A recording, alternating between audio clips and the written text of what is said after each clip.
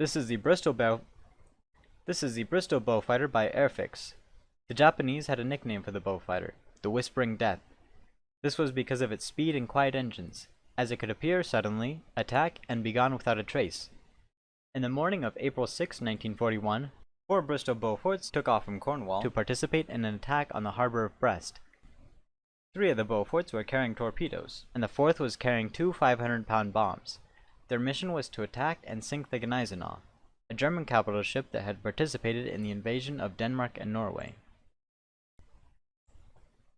The flight knew that their attack had to be precise. The Gneisenau was positioned about 500 yards away from a mole, or a stone seawall, which made a torpedo run extremely difficult, as it would have to be launched near the side of the mole. Piloting one of the Beauforts, armed with a torpedo, was Officer Kenneth Campbell, who would receive a Victoria Cross for his actions at Brest. The citation reads as follows: Air Ministry, 13th March, Air Ministry, 13th March, 1942. Air Ministry, 13th March, 1942. The King has been graciously pleased to confer the Victoria Cross on the undermentioned officer in recognition of the most conspicuous bravery.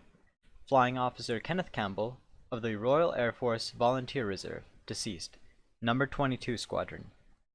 This officer was the pilot of a Beaufort aircraft of Coastal Command which was detailed to attack an enemy battlecruiser in Brest Harbor at first light on the morning of 6 April 1941.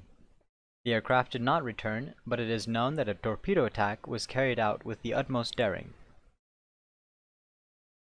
The battlecruiser was secured alongside the wall of the north shore of the harbor, protected by a stone mole bending around it from the west. On rising ground behind the ship stood protective batteries of guns.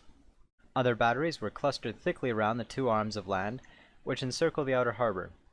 In this outer harbor near the mole were moored 3 heavily armed anti-aircraft ships, guarding the battlecruiser. Even if an aircraft succeeded in penetrating these formidable defenses, it would be almost impossible, after delivering a low-level attack, to avoid crashing into the rising ground beyond. This was well known to Flying Officer Campbell, who, despising the heavy odds, went cheerfully and resolutely to the task. He ran the gauntlet of the defenses.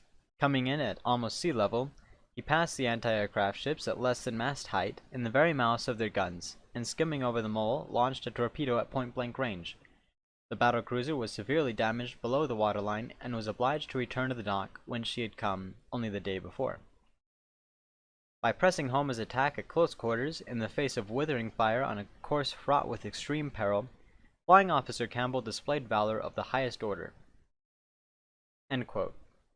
Campbell and his crew had died in the attack, but the damage they had done to the Gneisenau put it out of action for nearly an entire year, and prevented it from participating in Operation Rheinebung, which culminated in the sinking of the Bismarck.